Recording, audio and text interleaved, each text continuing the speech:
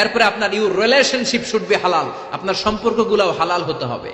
এখন নতুন নতুন টার্মিনোলজি বের হয়েছে, আগে নি শুনতামই না, এখন বলে হুজুর আমার জিএফ, আমার বিএফ। কি রে জিএফ কি? কয় হুজুর জিএফ মানে গার্লফ্রেন্ড, বিএফ মানে বয়ফ্রেন্ড, আছে না নাই?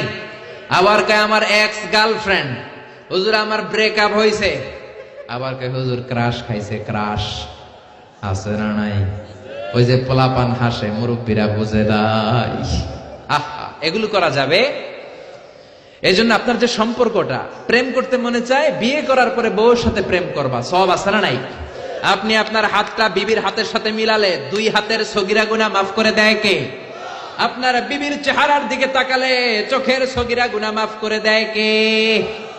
তুমি সুন্দর তাই চেয়ে থাকি, সে কি মোর অপরাধ? বিবির দিকে, স্ত্রীর দিকে তাকাইয়া সুন্দরী বলো, অপরাধ নাই।